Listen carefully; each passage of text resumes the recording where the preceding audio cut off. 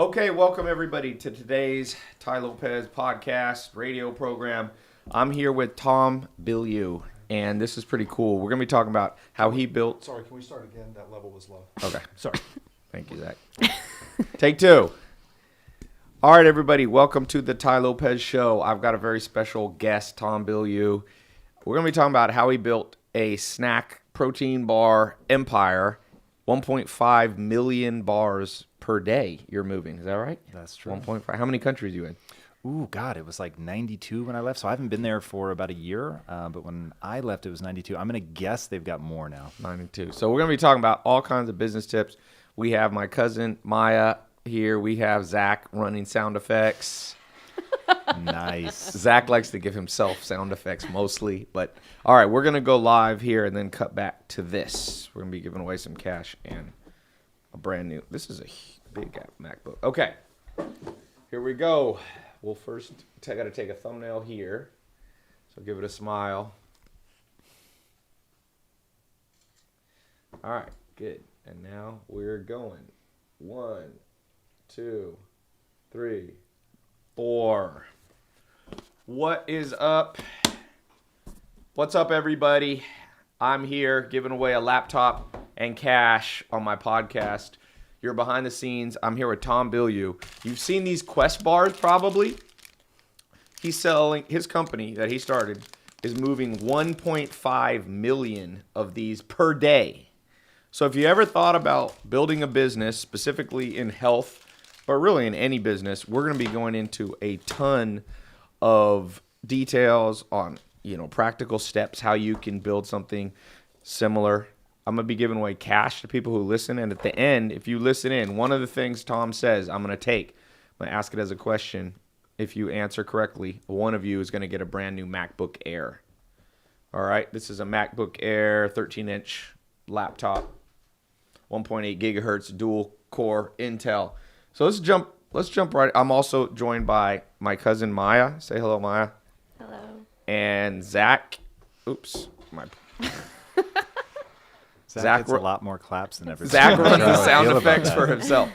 So let's just jump into this and let's give some practical tips.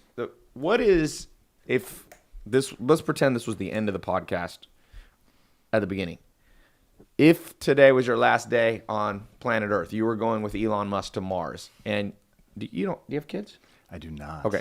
Let's say you had a nephew or somebody you care about and you wanted to leave them like a 1-paragraph summary of what it took for you to take a business from 0 to 1.5 million bars sold per day of these different Quest bars, protein bars. What would that 1 paragraph say? Like the cutting right to the chase, like here's what you need to know to build a business. Here's what you need to know to market it and grow it, but as summarized as possible. All right, here it goes. What you build your self-esteem around matters. Most people build their self-esteem around being right, having the right answer, being good, being smart, and all of those things are a death trap. And so, dear nephew, I guess, don't make that mistake. And instead, build your self-esteem around being the learner, being the person that's willing to admit that they're wrong at any time, faster than anybody else, to be willing to sit at the feet of anybody and learn and take a good idea from wherever it comes. And if you build not only your self-esteem around that, which is very anti-fragile, because if somebody tries to attack you and tell you that you're stupid, you're like, yes, indeed, awesome. Just tell me in what way, because once I know how I'm stupid, then I can go shore that up. And I don't build any value in myself around being smart anyway, so that doesn't matter to me. But now I get a skill, and that skill is usable, and that usability is what I'm all about. And then on top of that, it really is the only way that you're ever going to really reach your full potential. And for me, the very meaning of life is to find out how many skills you can acquire that have utility and then put that utility to the test in service of something bigger than yourself. So it's almost like an adventurous approach to business. It's like I tweeted the other day and it kind of went viral. I said, one of the ways to not be so stressed out is to see life as an adventure versus accomplishment. The second you see exact accomplishment of a goal as your primary objective, you oftentimes don't get it. And then you fall apart and then you feel stressed. But if you see the goal, like you're saying, in other words, is your goal is not always to be right. Your goal is the adventure of figuring out what's right no matter who you have to ask. And oftentimes your first idea almost always is not your best idea in business. What did Quest Bar look like at the beginning? So like we're see the end result of this hyper successful business that you founded, selling, millions of these in over what do you say, 70 countries or 90 countries? 90 countries, yeah. What did it look like at the beginning? Did you instantly have this exact idea, like it'll look like this, it'll have these flavors, or it'll be at this price point, or did that evolve? What was the original idea? What did it look like?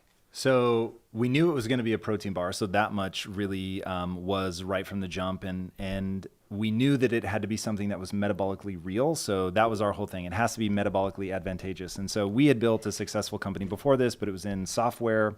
And I actually went in and quit. So I had worked my way from copywriter to chief marketing officer. I'd earned equity in the company just through busting ass, quite frankly. And I'm in this now by that point for like almost 7 years. I'm burned out. I'm making more money than I've ever made in my life. On paper, I'm a multimillionaire. And I'm just like, I'm so fucking miserable. Like, get me out of here. And so I went in and quit. And I was like, I'm living the cliche of money can't buy happiness. So guys, here's your equity back. If I don't cross the finish line, I shouldn't get anything for this. So you're never going to hear from me again if you sell the company. You gave your shares back. Literally. And I was like, here it is. Because I was leaving, right? So it was like, hey, go do your thing. I wish you the best. I just can't keep doing this anymore. I need to do something where I feel alive.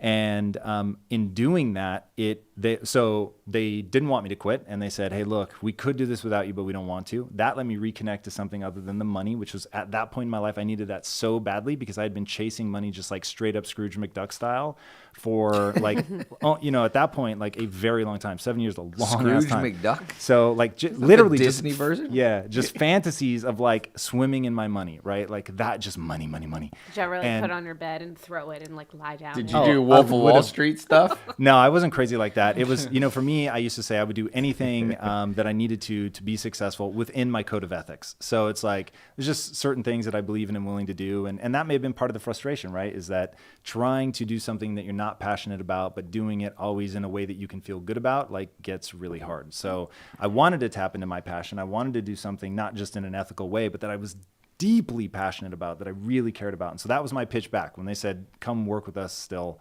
I said it would have to be something that's all about value creation. It would have to be something that we're deeply passionate about. It would have to be something that really addresses a big problem. And the words I was using at the time were, I want to be me. I want to be myself. So there was no social media at the time. There was like all of the things we think of now as authenticity. What year did you start this? The software company? No, the Quest Bar, you quit. What was the year you quit? Well, so I quit on the technology company, not Quest. Okay, on the technology. When did you quit? That would have been like 2007. So just about 10 years ago. Let me stop you real quick. Let's do a cash giveaway. Who's paying attention? I'm going to PayPal $100 to the first person who answers this question. Sean Vosler just came live. What's up, man? Sean Vosler. Zach, is that your that a Sean sound Vosler effect? voice? Or- No, I was like, hey, Sean. All right, $100. Real simple question. How many countries did Tom say Quest bars are now sold in? Ready, set, go. Dun, dun. Is that right? 90. No, 90. No, 90's not right. I think at one point. Wait, we may don't have say said it now. that. Don't say it now. What did you say there? Actually, let's do. I think these came at the same time. Oops. Now how come I can't see it? Oh no, that one's wrong. Dang, that's loud. Cedric Lee on YouTube. You won it. You said 97. Isn't that what he's? No, it was No, wait, we can't Go say ahead. it yet. What That's did what's wrong. What did you say? She said 92. correct. Oh, 92. I could scroll back and see on YouTube. Bad listeners on this podcast. I failed my own test. I didn't see anybody. Nobody said 92. 92. All right, this is a there's one right there on your bogus screen. question. I don't know if that came in. No, after but I'm gonna you do a said new it, but- new question. I failed miserably.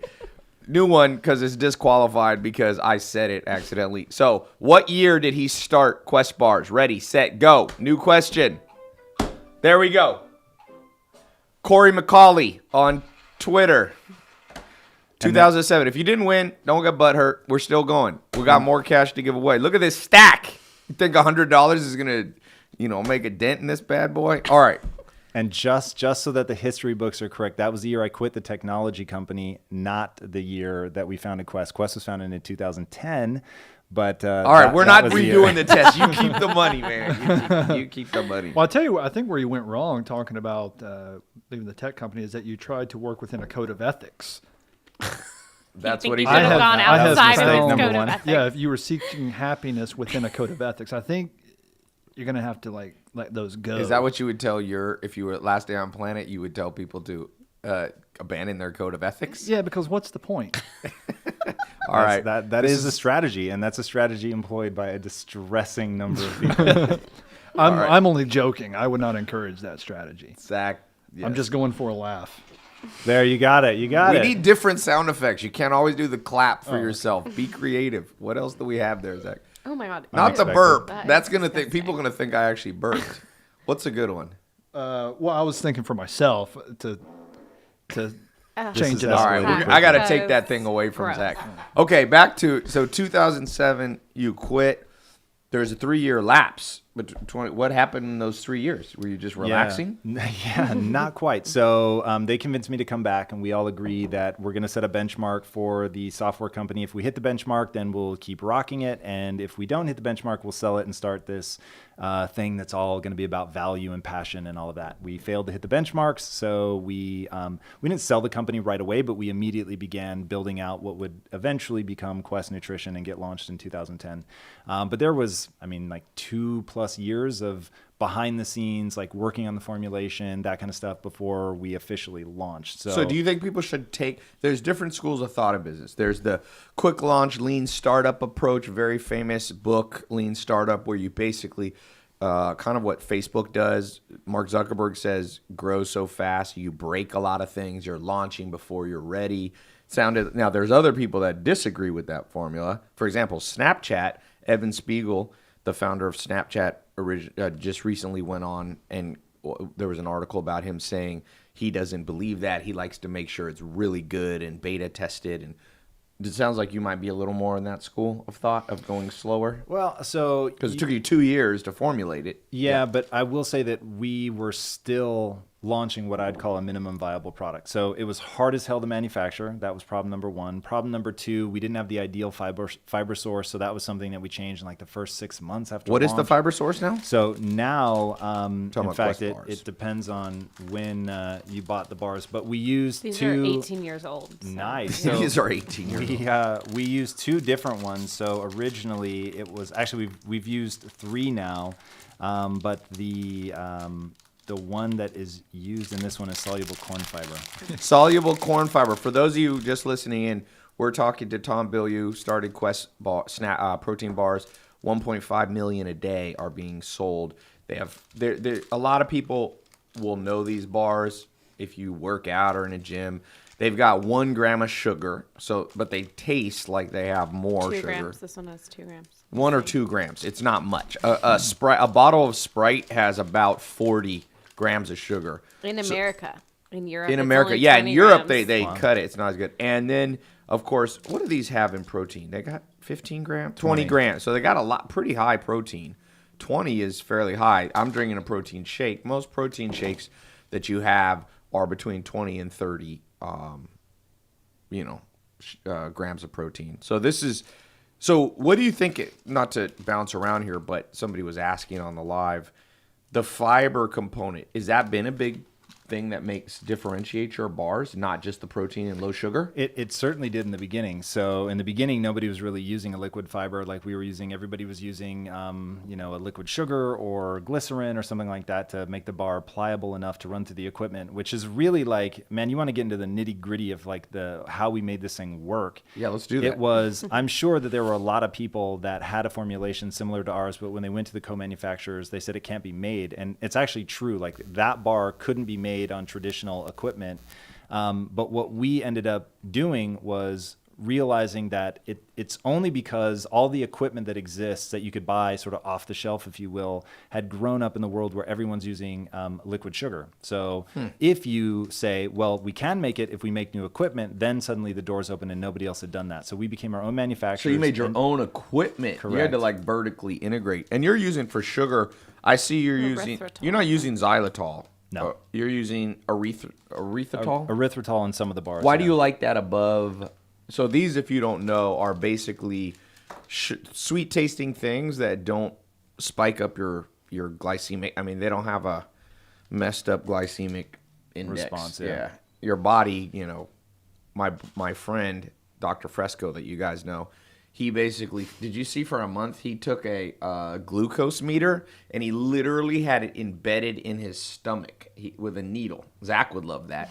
To go for 1 month with a needle For in his 1 month, he stomach. walked around with a needle in his stomach. How do you move around? Well, it with was like a kind of under needle? skin, but It's subcutaneous, so it's Yeah. not like jabbed into his actual stomach. it's not like a but- rabies shot. Oh, I see. So But it hurt. It's I mean, a needle. A needle. under the skin. Yeah. Yeah, Correct. Kinda Zach, like an needle. IV. let me Zach tell you, loves needles. Zach will faint if that happens. But he walked around and everything he ate, he could see. And you know what?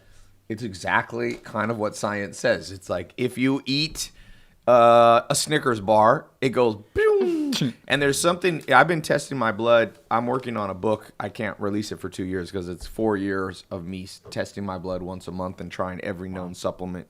And there's something called your A1C score, which basically looks back at the last 3 months of your kind of this is a layman's explanation, but it looks back and it tells you what your average glucose level has been.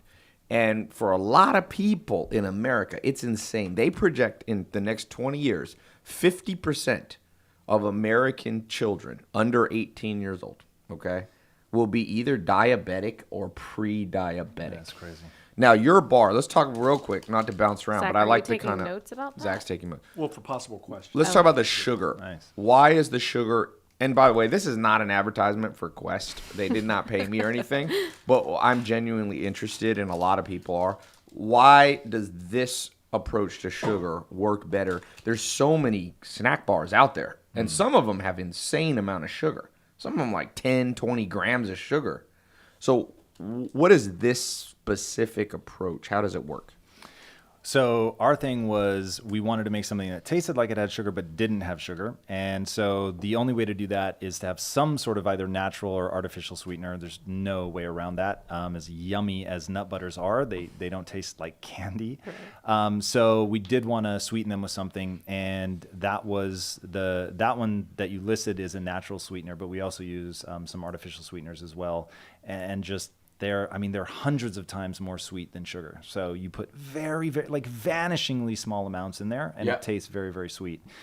So they're very palatable. The reason that we used erythritol, the one that you read, that one specifically does not have the GI distress that a lot of the other Glycemic index. well, the Or atols that you listed, Yeah. right? So people will get bloating, cramping, pain, diarrhea, whatever from other ones. That one is most people can tolerate it. Have you had that, Zach? Bloating. Gas? Bloating. Yeah.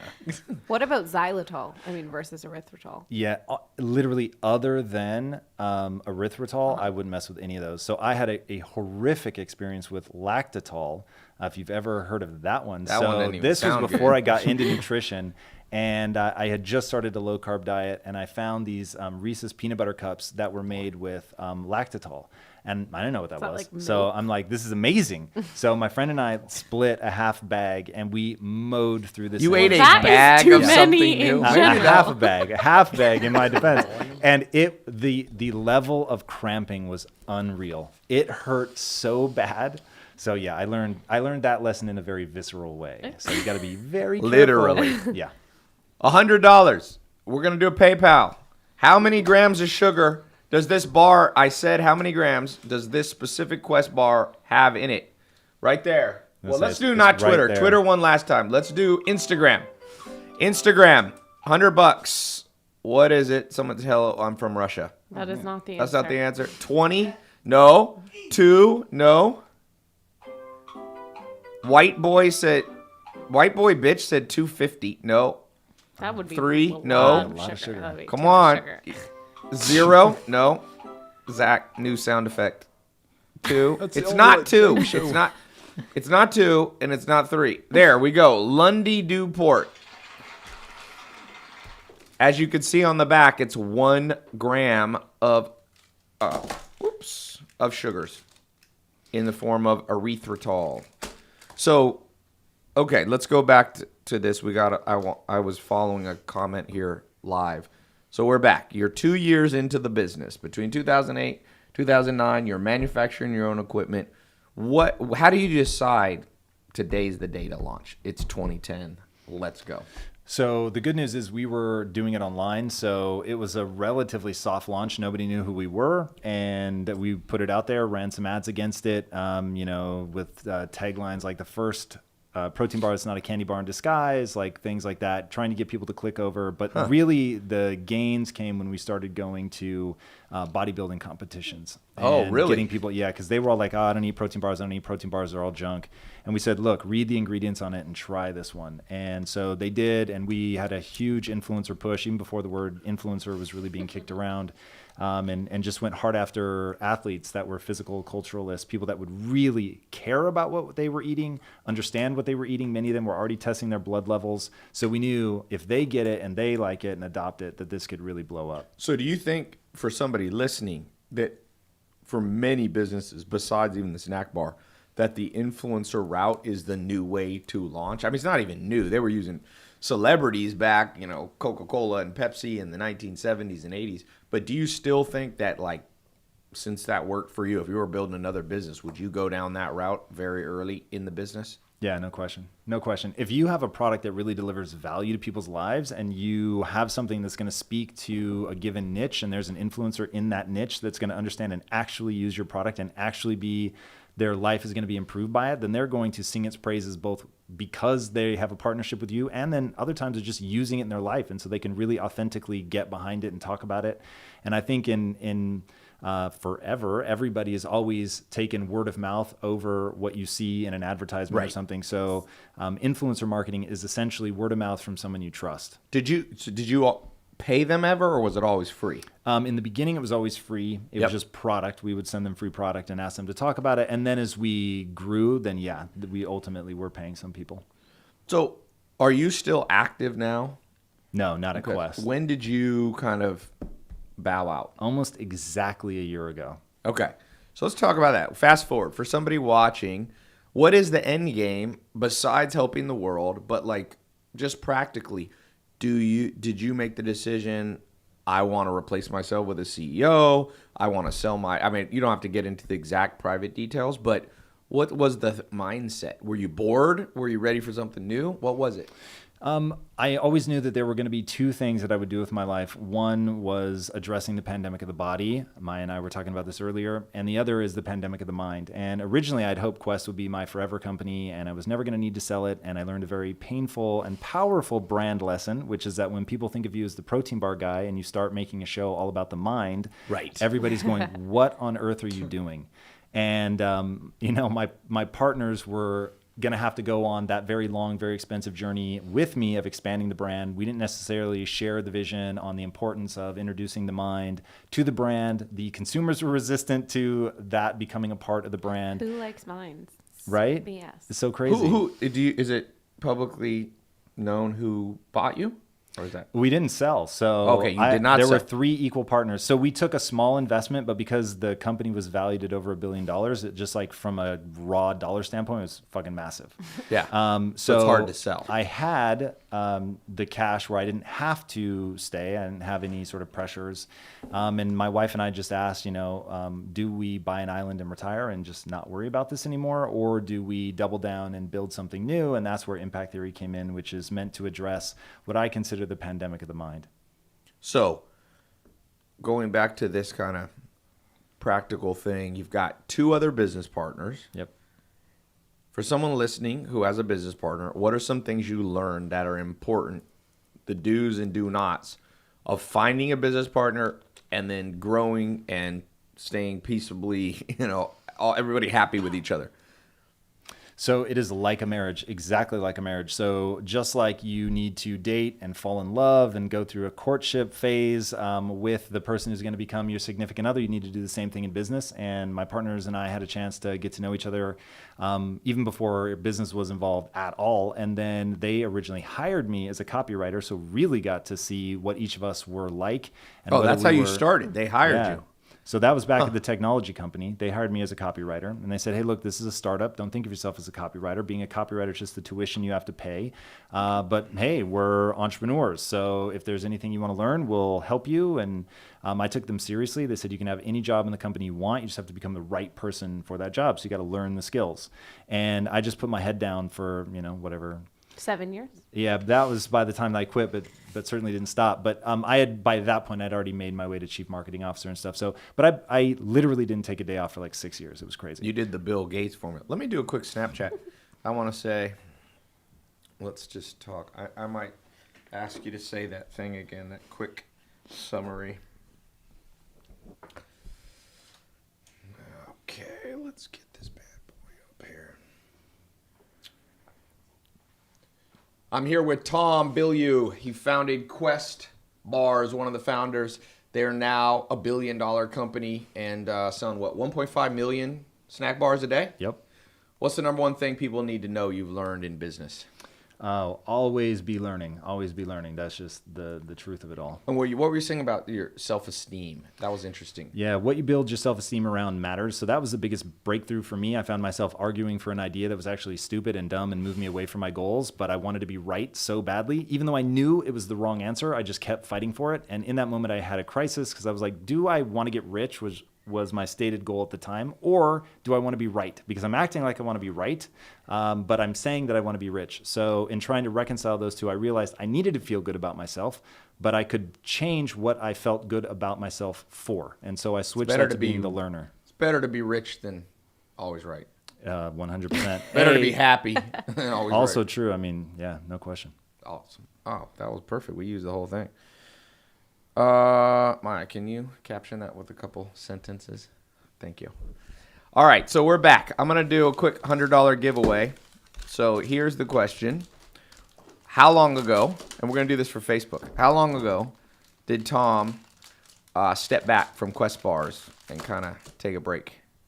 He said it. How long ago? This is for, by the way. I see some right answers coming through yeah, already. But don't say it, because we're on Facebook. Look at, we're finally getting right answers. This is so exciting. 2 years ago? No. Brian Jimenez? No. Albert said 10 years ago. Wow. Zach, the sound's killing me. Thank you. Once isn't. No, how long ago did he kind of retire from the business? You guys are confusing the question with when he started. Max, 3 years. God, you guys are not listening. Almost 1 year to the day. Angel Shelburne. That is correct. Women listen better than men sometimes. Guys are like, some 10 years ago. Sometimes or all the time. Maya, what do you think? Let's ask Maya this. Maya, what's your experience? Maya's kind of one of the CEOs of my company. What's your experience, men versus women? What's better about women than men in general? Well, business-wise, I think that women tend to execute better. So I think guys are possibly more creative, but as far as when it comes down to doing the actual detail stuff and practical things that you need to actually put your business into play, I think women seem What to about be better at events? executing. Organizing events? No. Whenever you if you guys ever do a conference or a seminar and you put men in charge, it's going to be a disaster. People are going to show up at the wrong conference center. The chairs will be backwards facing the wall. Trust me. I honestly think, a little side note, I do think that you should have a company that has about 50-50 men and women. Not because necessarily of political correctness, but because humans are wired differently. Men and women are wired differently at a hormonal level. Doesn't mean men are better or whatever, but trust me, I've done blood tests on Maya, my cousin. I did testosterone test on myself. I've been doing it for 2 years every month. Maya did her testosterone. Her total testosterone was 30. 28. 28. Mine was 1,270. Ty was like, Maya, your test is I was wrong. like, You her need test to is send wrong. it." Let's mail it back. And then the lab is like, no, women don't have a lot of total testosterone. Max is 83 for women. Yeah, max is, I mean, Standard. some women have more, like female bodybuilders. Some women are on the juice. But I'm not sure if a woman had 1,200 testosterone. First of all, Should be lifting weights for Russia in the Olympics. No, you will have a full beard. So if that's a goal, if you You want know what? My second grade teacher, I guess, then had a lot of testosterone. She had a beard? She had a goatee. Wow. She was, in her Are you 60s, serious? late 60s, but I'm just making a joke about an old teacher. It's not a true story. But you know what? I actually do. I only want female editors for any projects, film projects. I think females make the best editors. There's a lot of classic films that were edited by women. Why do you Jaws, I think Really? Citizen Kane. Is Jaws your reference? You were Well, it's Yeah. iconic. It changed the trajectory only female of films. editors? It was only female Well, editors? I would no. I mean, there's good male editors. I'm just saying I think women make the best editors because they're more empathetic. And so, if you're trying to tell a story and get people involved emotionally, I think that stands to reason that women. Thank you for that, Zach. That was Well, very I think I'd kill time while you were What? texting. We like that. The number viewership went in half. Okay, no, I'm just joking. Zach, I know how to hurt Zach's self-esteem is basically predicated on how many people laugh. One of the someone said Zach's hat is dumb. They don't like your hat. Wait, why? What is it? Let me see. It's Cat's Deli. All right, let's get back to business. So influencer marketing was huge for you. Let's talk about a physical product. Some of you want to sell something that you need to get in stores, and you guys don't just sell on your website. You're also in stores, 7-Eleven. 85% of our revenue or more is from other distributors. So distribution, you can have a product, you can create it. A lot of the businesses I have, I'm able to distribute it through websites that we control and we do the marketing, but there's plenty of other ways to run a business.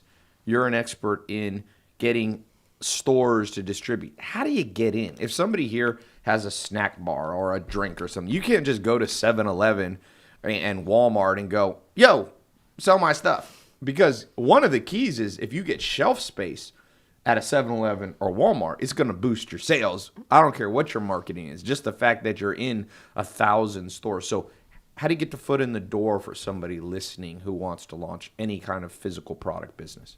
All right, everybody, here we go. Lean forward because I'm going to break it down for you. And this is the gospel. You guys should be paying truth. me this for this. All right, so step number 1, you've got to make that killer product. Step number 2, get it out to influencers. The reason you want to do that is they're going to begin talking to their marketplace. Your product really has to add value, but if it does, let them do contests and things like get this man here. Instead of just giving away raw cash, you get them giving away your product, so it's going to cost you the cost of the product. Get it out there.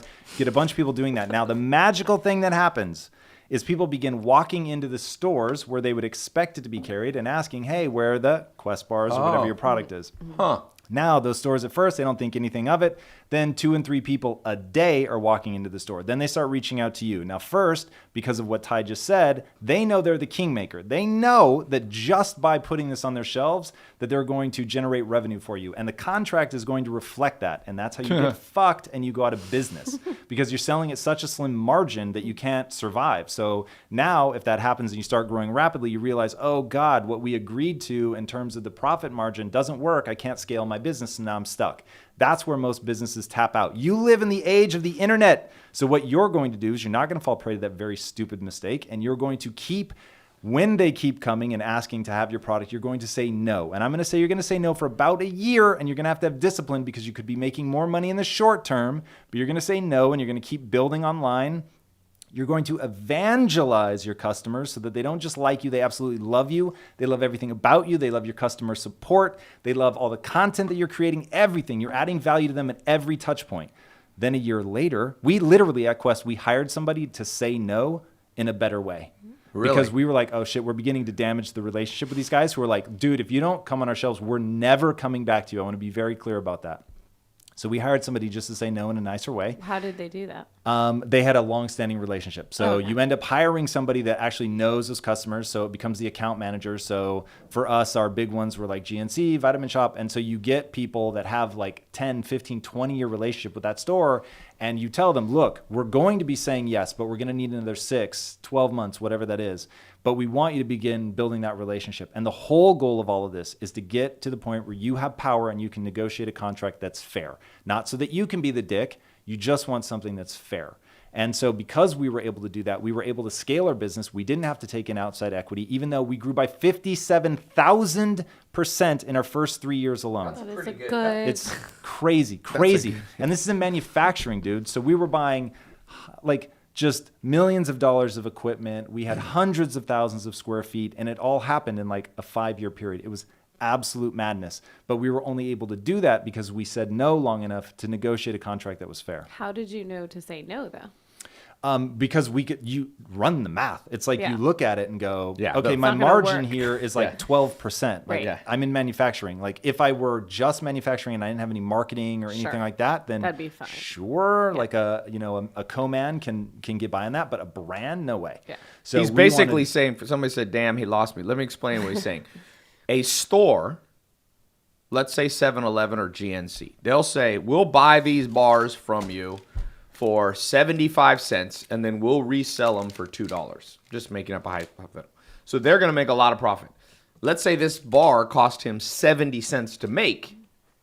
So they're squeezing you. They're going to give you 5 cents profit per bar. Then they're going to take the bar and go sell it for triple. And they say, we're 7-Eleven. We have spent all this money on our brand. We've built these physical locations and these franchises. So one of the cool things that a man named Casanova, very famous, Giancarlo Casanova, one of the most famous people in history, he said, be the flame, not the moth. Be the candle, not the moth. And that's really kind of the philosophy that Tom's saying, is that what you chase moves away from you. That's what Casanova was saying. What you chase moves away from you. And what you deny and say, it moves closer. It goes, wait a second. And I found that in business networking, one of the worst things you can do is be at a conference, see somebody you want to talk to, and just buzz up to them and be like, oh my God, I've been wanting to meet you. You have to do it in a way where you are the flame and not just the moth that's actually pursuing. And so you did that, and it worked. It worked really, really well. And one thing, just to make this more universal for people, going along with what you're saying, is you got to play the long game. So let's take the example of you really want to meet somebody that, let's say you want to meet Ty. And step one is not run up and introduce yourself to Ty. Step one is to, in an ideal scenario, you get somebody else who says, oh, Ty, you have to meet so-and-so, which, by the way, is exactly how I met Ty at Thrive. Somebody else went up to you and said, you need to meet Tom. And someone came up to me and said, you need to meet Ty. And so that's how we then came together. But both of us knowing at that moment where we met that, like, that's the power exchange, right? That other people were brokering that introduction. And so it's like, I get it. We may have been in the same place like a dozen times before that, but the setting wasn't right to meet as equals. And so you just don't meet. Most people, like, they can't bear it. They're convinced they're never going to meet again. So they just like rush up and they don't make a great first impression. I had to learn this the hard way. I was the guy that used to show up for the first date. These are true stories. I really wish they weren't. But I would show up on the first date with like flowers and poems. Oh, dear. Oh, yes. Poems? You did Yes. poems? I assure you this is real. And so because of that, there was very, very little getting laid. And so I was just like, this is a bad strategy, That's right? actually interesting. So did the candle, did the poem ever work on a date? Not once.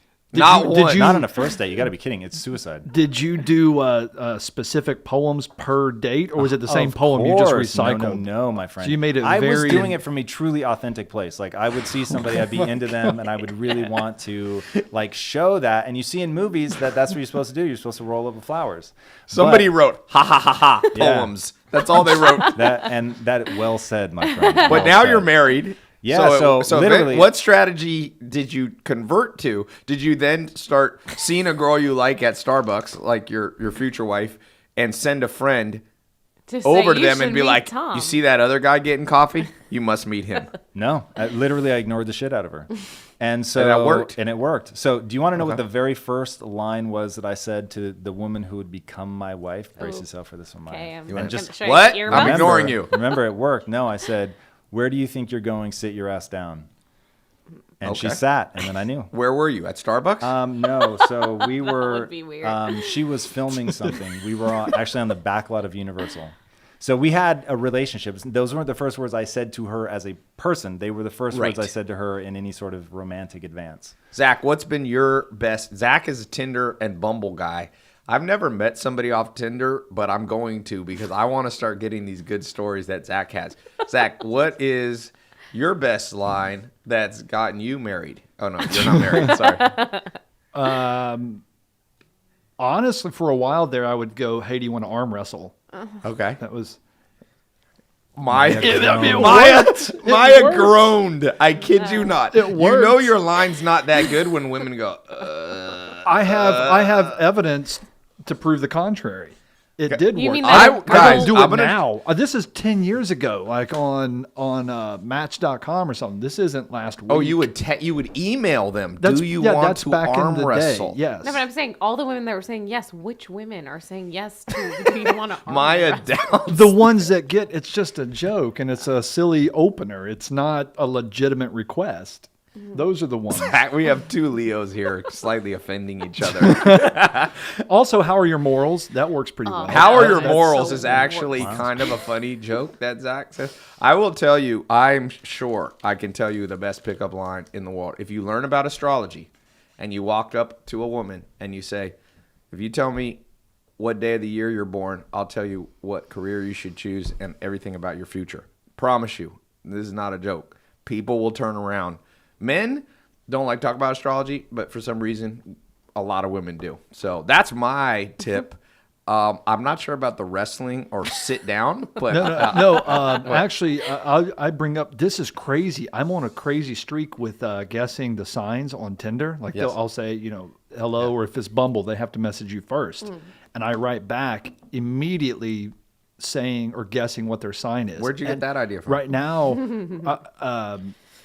Armand. No, I'm just kidding. But no, Zach doesn't I've been wanna give killing me- it off of guessing. trust me, it works. They get all excited. Even if you too, get dude. it wrong, people like to. I was reading one of the greatest, I think the smartest man of the modern world, and a lot of people disagree with me, but they've never actually read his words, was Sigmund Freud. Sigmund Freud, just trust me, even though some of his theories of Oedipus complex and all these have been discredited, he's the founder of modern psychology. Anytime you found an entire subject in university, you're pretty smart. And he is a genius. Trust me. Read Civilization's Discontents. I've read, most of the philosophers, the great thinkers, and I've never read somebody like him. But one of the things that he says is who we fall in love with. So this is a good marketing tip if you're building a business, because a lot of people love Quest bars. You have people with a love relationship. Not everybody. Ty's brother Ben. My brother has a loves them. relationship with Quest He's bars. definitely Yeah, my brother They're is like a serious huge about evangelist. a disciple, an apostle for. So you can use this in any this Evangelist. principle. What Sigmund Freud said is that in order to get love, he talked about the Bible where Jesus Christ said, "Love your neighbor, love your enemy as yourself." And Sigmund Freud said he didn't think that made sense, but because he said love is something valuable to you. You don't have that much time. You can't love everybody on the planet equally, right? You don't have time to help all 7 billion people. So he said humans have this decision to make, like who will you put your real love in terms of time, energy, effort, and so on. And he said, what do we look for? And it's very interesting. I was just rereading this yesterday. He said the ultimate thing we look for is something that reminds us of ourselves. Mm-hmm. People fall in love with themselves because Freud is one of the first people to talk about this narcissism. And so I think when you're marketing a bar like Quest Bar, or you're like Zach on Marketing Tinder, yourself. marketing himself on Tinder, there has to be some deep psychological, hey, that vibes with what I already believe. So marketing, like you said, you got these influencers who were pro bodybuilders. They weren't people who were 300 pounds overweight that were used to eating Reese's Pieces all the day. Because when they looked at Quest Bar, they didn't see themselves, their world. In this case, it wouldn't be literally themselves. It'd be their worldview.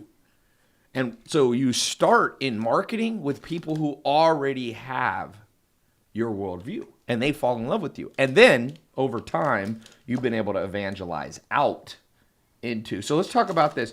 First year, how many bars are you selling, roughly, a day? Not a lot. So I don't know how the math works out, but we made less than $250,000 our first year. So you make less than $250,000.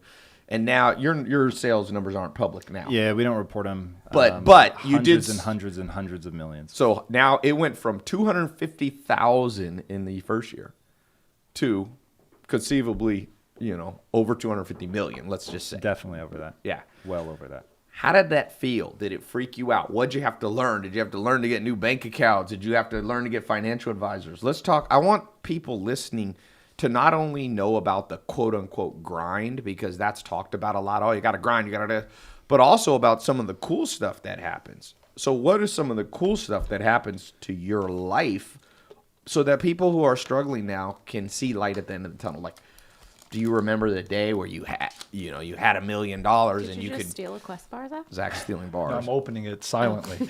What are some of the cool events from like a financial standpoint that happened to you? Well, the coolest was when we did sell a small piece of the company. You're hitting refresh on your bank account, and you go from a normal salary to all of a sudden refresh, and there's a lot of commas and zeros in your account. That was a pretty surreal moment because it wasn't like, it's 30 years of first I'm making 50,000, then 100,000, then 500,000, then $1 million, then 1.5. It was like literally I went from having a good but normal salary to like, holy fuck, I'm rich. Yeah.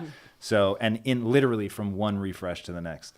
That's like Mark Cuban. If you've seen my video, Mark Cuban was over here playing basketball, and I was talking about getting rich, and he's like, I stayed up all night, didn't go to bed, refresh, and it went to $1 billion. He was a billionaire. A buddy, this week I was in Vegas with a friend of mine, and he's on the Forbes list. He's one of the richest. He's actually richer than Mark Cuban.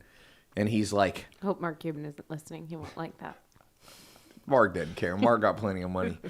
He basically, my friend's like, dude, he sold his company for $5 billion cash, and he owned basically all of it. So he made maybe $4.1 billion cash, and it was not U.S., so not too much taxes. So he goes, I forget the word. I was having sushi with them, and what was the word? It was just kind of what you said. It was kind of like unfathomable. He never went into it being like, okay, we're going to build this business. It's an online business. We're going to build this, and then we're going to sell it for $5,000 million. Because that's what it was. $5 billion is 5,000 million. So what is the biggest myth of entrepreneurship and business ownership that you started out with in your brain in 2010? Warren Buffett says every year, you must get rid of one long-standing belief. And I would add to that, every year you have to kick somebody out of your social circle that you used to hang out with and add a better person. Not better, but more congruent with your philosophy. Better looking. That's why I ended up with Zach after all these years. I've been going for looks, and Zach is the final culmination of looks. No, but Tom, what's the biggest myth you had to throw out in the last 7 years? That there are limits to what you can figure out. So I think that now the guiding principle in my universe is I can learn to do anything. Anything. So, and when you look at the living embodiment of this, it's Elon Musk, right? Yeah. So it goes in, I want to get to Mars, but no one's built a rocket. I guess I'll have to learn rocket science. Like, that's so amazing to me. And when we went into it, we didn't think we were going to be marketers. That was it. We're going to market this protein bar. And when we realized we had to be our own manufacturers, my first reaction was panic. It was like, I don't know anything about that. And I thought that I was like a pretty hardened entrepreneur by that point. And looking at that was like, Jesus, I don't know anything about leasing commercial real estate. I don't know anything about the equipment. Like, you got to be joking. Engineering, I know nothing about it. The thought of wearing a hairnet every day and a lab coat and doing that was so beyond foreign to me. But literally in the span of I'm not kidding, 15 minutes, went from, okay, this is crazy and I don't want to do this, to it's the only way forward. And so am I really going to chicken out? And so, behavior is driven by identity, and my identity is not to back down from stuff like that. So we said, yeah, let's do it, and then figured it out. And that was sort of the last thing, is like, I'll never again say I can't figure something out. There's the vast, amount of knowledge out there I don't know. But once I turn my focus to it, I can make it my own. I can become excellent. I can become one of the best in the world at whatever I set my mind to. So mentors, let's talk about that. Nobody, even though sometimes weird people argue with me on this, You don't need mentors. I have yet to meet somebody who did great things, who can't directly attribute at least some of their success, some of their direction from somebody who went before. I just posted a video on my Instagram, a little clip of me with Kobe Bryant after one of his last games of the season last year. I sat next to him on the bench, and then I went back in the locker room, and I asked him, like, do you have mentors? And he just immediately goes, oh, yeah, Ty. He goes, well, first of all, I had Magic Johnson. I had Michael Jordan. Then he mentioned Bob Iger, the Disney CEO. He brought up Phil Jackson. He kept going. And I said, why is that important? And he said, well, you have to learn from people who created greatness before you, or else you reinvent the wheel. I can't tell you how many people come up to me and they're like, dude, I invented a wheel. We can put it on a car and it will roll. It's going to be so cool. And here's this prehistoric stone. And they're like, you want to put this on your Ferrari? I'm like, dude, they invented a wheel a long time ago. They perfected it. Now they have badass, like Ferraris and Lambos have these badass tires. I drove a Bugatti. I don't have a Bugatti, but I drove one. And they have these tires. They're like 20, I forget what, they're massive tires. So I want to tell those people, yo, you could have just learned from the people who already created tires. Why are you going to waste 40 years of your life? So for you, even though you pioneered some stuff, there was nobody to fully look up to, whether authors, whether parents, whether business people that have made an impact on your life. And who are they? Yeah, no question. So the most profound mentors in my life have been authors, for sure. I owe Stephen King, I know that's an odd answer. We were talking about this, a debt of gratitude, big time. In fact, if anybody listening right now, I'm going to hijack this interview. If you know Stephen King and can get him to come on my show, man, oh God, I really want to interview him. He will give you a Quest bar. I will give you Have you ever tried load reaching of out Quest to him? bars. Oh, I sent him an iPad with a custom message from me on it explaining how he touched my life and why it was so important. So I used to think I didn't like reading. And when I was like 12 or 13, my dad said, look, read this one more book and I'll never bother you again. If you don't like to read after this book, then I'm just going to leave it alone. And he handed me The Gunslinger, which is the first book in the Dark Tower series. And I read it. And to this day, I remember the opening line.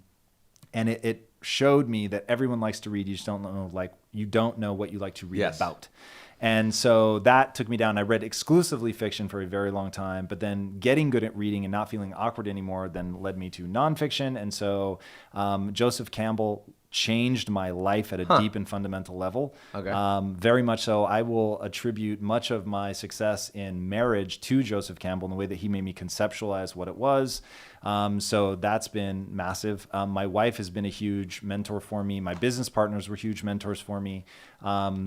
Between those three, like in face-to-face mentorship, those have been the most profound. But then I read not as much as you. Normally, like I can say I read more than everybody in the room, but fuck you for the book a day thing. So I'm a book a week kind of cat. That's still good. No, I'm The average stoked on it. CEO reads 50 plus books per year. I have a company, MentorBox. I'm a co-founder. Go check out mentorbox.com because we help you read as fast as you possibly can. We have tools. We'll send you books in the mail, or you can log in and go through stuff. Stephen King, did you see Gunslinger? Did you see the Dark Tower? What'd you think? Were you disappointed? Steven, you know I love you, but the movie was an atrocity. And You went to to the the point, premiere of that. I went to the premiere. I got to meet Matt McConaughey back before the thing, and we walked over to his movie with him, and then he left before his movie. Dude, listen, Matt McConaughey didn't want to watch. No, Dark Matt, Tower. he literally, Matt McConaughey has a crazy life. He flew from Africa. He's shooting a movie in Africa. He said, don't tell anybody the name, but he's shooting a movie in Africa. He got on a jet, flew to New York City, did a meet and greet with me and a couple people. That's it. Well, he walked the red carpet. No, Like, walked you the have to red go to the carpet, premiere. didn't watch the movie, got on a jet and went back to oh God, Africa. I'm like, wow. He's a hardworking guy, very smart. I asked him that question too about mentors and key dates, and he told me some interesting stuff. I haven't. Did I post that video No. yet? I have so many cool videos I have yet to post, like my Elon Musk conversation. But the movie, something was wrong. What was Idris Elba is a badass. I love him. Matt McConaughey is a great actor. What did they do wrong with that movie? Yeah, so the number of things that they did wrong are buckle in. It's not a story that you can jump around on. So it's 7-book series. It's the magnum opus of his life, and they tried to hedge their bet. We don't know if this is going to be a series. We don't know if we should try to do it as a standalone film.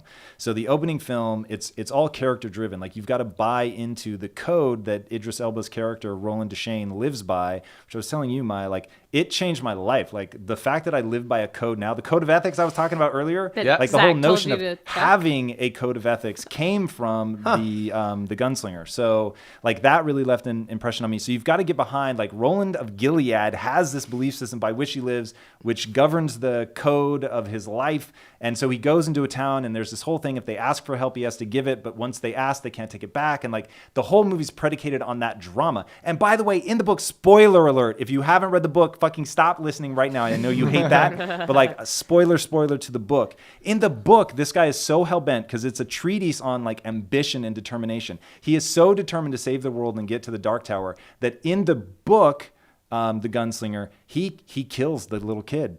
The main kid in the book. And in the movie, of course, they chicken out. They don't show it, don't talk about it, nothing. I was mortified. So when they do the whole remember the face of your father, which in the book is amazing and in the movie was horrifying and embarrassing, and I could go on, but I won't. Biggest issue is that they didn't kill a child. No, my biggest thing is like, if you're going to do a treatise on what the book is, the themes in the book are about ambition. Like, how far are you willing to go? Right. And kill children. Yes, and truthfully, it's done so well, because he's holding this kid, like, I think if I remember right, it's like a cavern in a well, in a cave or something, and he can't like get the kid back up, and like to save himself, he has to let the kid go, and so the kid looks at him, and it's that movie, or the book doesn't have like a lot of magic in it, and in that moment, right, this kid from New York who like magically appears in this weird world, and you're like, what the hell is going on? How's this kid from New York? This is so weird. And the kid looks at him because he knows he has to let him go. And he says, don't worry, Roland. There are other worlds than these. And then he lets him go. And you're like, what does that mean? And that's like the end of the book. And so then like you're desperate. Oh, God, it's so good. So good. Weird. I hope in the moment of death I can remember that line. I want to look at everybody that's surrounding my bed. Don't worry, everybody. There are other worlds than this. Yes. Other worlds to explore, I thought you said. Well, I've learned a lot of things from this talk here. We're going to wrap up, but one of them is, if I can get Tom to meet Stephen King, he will forever be grateful. He will give us a Quest bar. Yeah, you guys can count on For life. I want more than a damn Quest bar. I already got those at my house. Hey, will you do a Neapolitan type of Quest bar that's like, vanilla mint chocolate chip, strawberry? the raspberry? The funny thing, from a production standpoint, that would be a nightmare. Oh, really? Yeah, a nightmare. It's what's called extrusion. So, or you could, so you have two types. We actually have two types of bars. These are just rolled flat. And so it's like all mush, and it's just pancaked out basically. So getting anything to be done like that, unless you're doing extrusion, but then extruding like 3 separate pieces and then putting them back together. Oh God. I'm just saying Breyers can do it. Yeah, with a lot of sugar. And hey, look, what did I just say like 10 minutes ago? I can figure anything out, right? So somebody said, I'm not saying it can't be done. I'm just asking, is it going to be worth the effort? Someone commented, "Oh God, please help Zach out." I don't know what they're referring to. All right, let's one last little business thing before we wrap up. In terms of, did you raise capital? Not in the beginning. So if I lost people with my earlier explanation, this is really going to confuse them. But we did some mezzanine debt. Yep. In the beginning, and that was helpful. That let us grow a little bit, but it was very small. It was like $1.4 million. Just so you guys know what mezzanine, it's sometimes there's different bridge capital. Basically, when they were growing, they got a company to give them a loan. That's basically what a loan it means. where it's like, hey, we get some equity, but if Yes. you pay it back really fast, we get less equity. Yes. So it's actually a really great device, by the way, especially if you can live with the, hey, let's say we don't pay them back ahead of schedule, and so the full equity goes to them. Are we still okay with that? And if you are, then it's tremendous. And so it was really, really great. Ended up being just a great ongoing relationship for us. Really, really like the people that we did that with. But that was it. So how did you get it? Well, for somebody watching who wants to get mezzanine financing or get some startup capital, if you were doing it all over again, Do you just start calling people? Do you go You to friends of certainly friends? could. So with the success that we were having, we could have just cold called and we would have been fine. And so the joke in raising money is you can get money when you don't need it. Yes. And we didn't need it. And so it was very easy to get money. Back at the technology company, we needed money and it was hard as hell to get. So, That's because be the flame, not the moth. It's kind of like, like the second dating, you too. get in a relationship, everybody wants to date you. You're like, wait a second, where were you 6 months ago? So that's a great. So capital came to you. It was a good experience. Just for some of you to know, sometimes people have horrific experiences. Let's give this laptop away. Can I see this? We got a minute left on Instagram. All right. Here's what I'm going to do. The third person to answer this correctly wins, not the first. We're going to break it up a little bit. MacBook Air. So here is the question for you. Dun, dun, dun. You want to look these over too? Oh, are these questions? Just So it's from your notes, Zach, about diabetes. Just things I heard. I was like, oh, maybe we'll throw that out for a possible question. If you can read my Okay, scribbles. this is a funny one. To get the laptop answer, the third person answer. What did Tom used to show up with on his first dates? Ready, Yes. set, go. What did Tom used to show up? 2 things he used to show up.